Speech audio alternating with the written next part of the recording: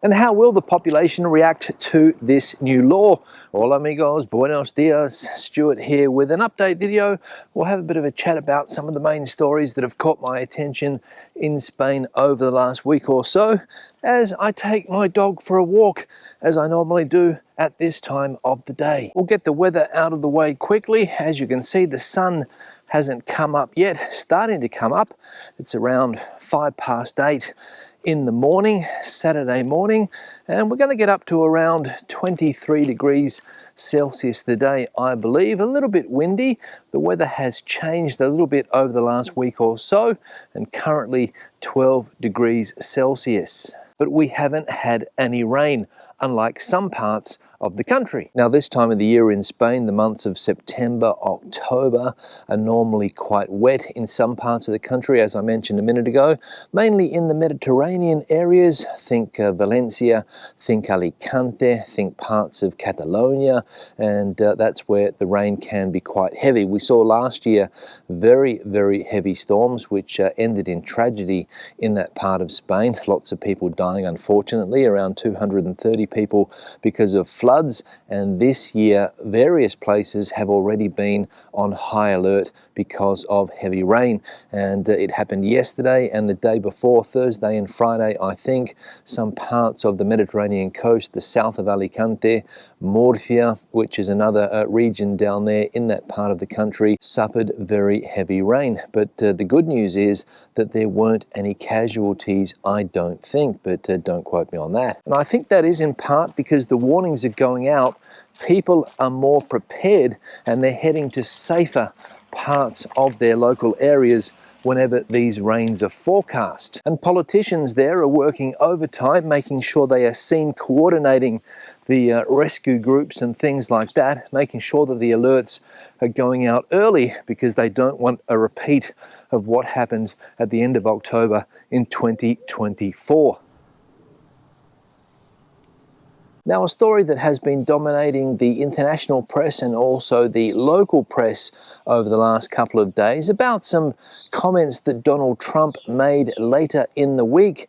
He suggested that Spain should be thrown out of NATO, and wow, this got a lot of people's attention here. As we can see in the article here from Europress, the headline, Trump suggests Spain should be thrown out of NATO over defense expenditure disagreements. So this story continues. It goes on to say the US president's clash with Spain began in June ahead of the NATO summit, where just days before leaders convened in The Hague, Spain announced it would not comply with Trump's demands of raising defense spending to 5% of GDP. Now, as we know, Spain has been reluctant to spend more money on defense. I think they said they would get up to around the 2% mark, maybe a little bit more, but 5% out of the question. Those were Pedro Sanchez's exact words, because it would be difficult for him to convince his coalition partners to spend more money on defense. They want the money spent on other things, social things, because obviously of their political position. So spending more money on defense, not easy for the current Spanish government. And Mr. Trump, as we know, does not like this. When Trump made those comments, he was at a meeting with the Finnish Prime Minister, I think, and of course Finland keen to spend more money on defense because they see a direct threat coming from Russia. But I don't think Spain, because of its geographical position, is as worried about Russia as some of the countries that are closer to it. But again, just my opinion. But I don't think the government is too worried about what Mr. Trump said. Spain sees itself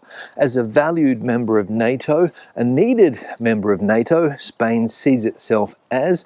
Some other countries might disagree with that and agree with Donald Trump that Spain should be kicked out, but the Spanish government, of course, is in favor of NATO and wants to remain. And this is just another example of how bad Spain's relationships are with some countries. For example, the United States. Not only is Spain annoying the United States over NATO, but also because of the conflict in the Middle East. The United States is not happy about what Spain has been saying about that conflict either. And just keeping on the topic of that conflict in the Middle East, we know that the peace talks have proven to be successful, and there is a plan in progress to stop what's going on there. And according to the Spanish Foreign Minister, Spain has played a key part in that ceasefire. Forget about what some other countries have been doing. According to the government here, Spain is a key player. And if you don't believe me, the headlines are in the press, as we can see here.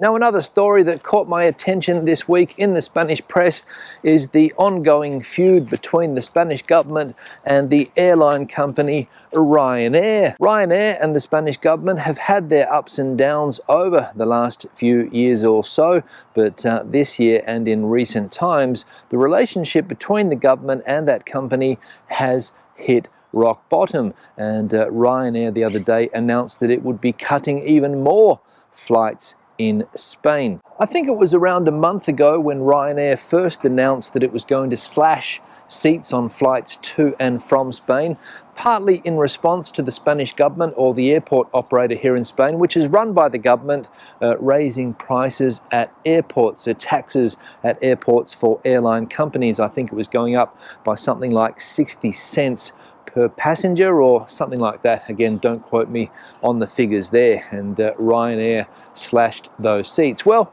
the other day they announced that they are slashing 1.2 million more seats. As we can see here in this article from the Mallorca Daily Bulletin, Ryanair slashes Spanish flight program again, blames government. 1.2 million fewer seats on its summer program. Wow. Ryanair announced that it will reduce its summer 2026 schedule to regional Spanish airports by 1.2 million seats, 10% less. Ryanair will also stop all flights to and from Asturias Airport. The airline blamed the Spanish airport operator Aena, which it has accused of uncompetitive airport fees at Spanish regional airports. The airline said in a statement, these regrettable cuts follow Ryanair's 1 million seats cuts to regional Spain for winter 2025 and are a direct result of the Spanish government's failure to stop Aena's monopoly fee increases, particularly at underused regional airports, and its failure to reverse Minister Pablo Bustendui's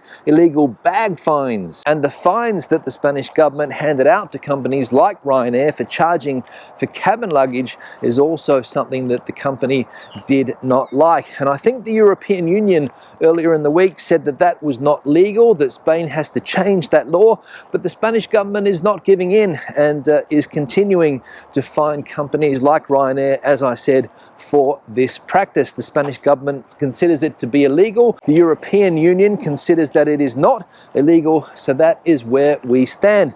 But in the meantime, Ryanair cutting even more flights and even stopping services to some airports. And the personal feud continues between the president of the company Ryanair and the consumer minister here in Spain, the name that we saw before, Pablo Bustendue. In recent times, Mr. O'Leary has dressed a clown, referring to Mr. Bustendue, an insult if you like, saying that this man is a clown and his policies are clown-like. So that feud continues, and the general company's feud continues with the Spanish government, and not looking good for airline travel in Spain in 2026 if you are a fan of Ryanair.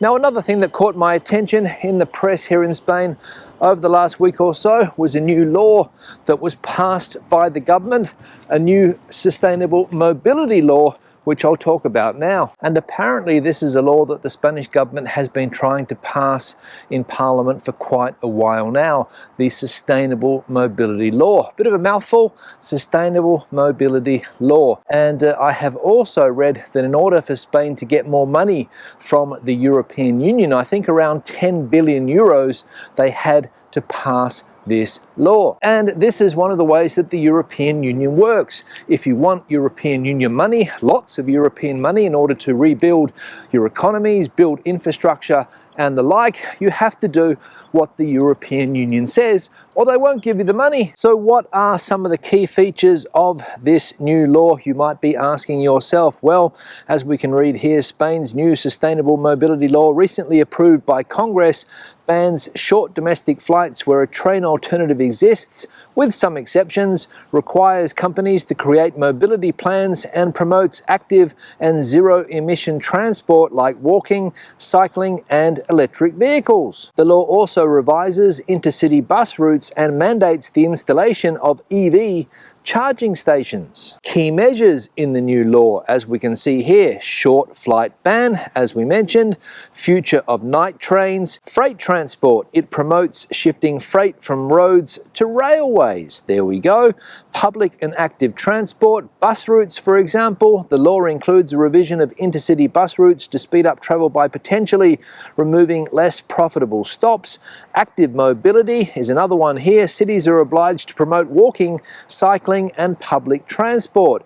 Now, you guys might be aware that here where I live on the outskirts of Madrid, over the last couple of years, they have invested a lot of money in cycle lanes, and now they're going to promote not only cycling but also walking as well. So there we go. Makes sense, I suppose. Get people out and about more, get people healthier, get people onto bikes, get people walking, and basically get a healthier population. I can't see a problem with that. Electric vehicles is another thing here. Charging infrastructure. The law requires the installation of a sufficient number of fast and ultra-fast EV charging stations on highways and at service stations. And that has been a big problem for many electric vehicle owners here in Spain, finding charging points, because apparently there is not enough. So those are some of the key points of this new sustainable mobility plan here in Spain. And how will the population react to this new law? Will they stop using their car? Because as we know, here in Spain, many countries of course, the car is king. Will people change their transport habits? Well, they're going to be encouraged not only by the government but also by companies, because that is one of the new plans as well, that companies need to promote these new measures, getting people walking, getting people sharing cars and the like, and getting people on to public transport. So let me know in the comment section below, are you in favor of this new mobility law if you're living in Spain, or has your country recently introduced something similar? Let me know in the comment section below. But anyway, and on that note, I'm going to wrap this video up. Questions and comments, other questions and comments, please leave them in the section below in the comment section. If you have anything to add to the conversation today, I would love to hear it. Give the video a thumbs up if you liked it, thumbs down if you didn't. Don't forget to subscribe to the channel and turn on notifications so that you never miss a video when I publish it. Until the next one, hasta luego from the outskirts of Madrid.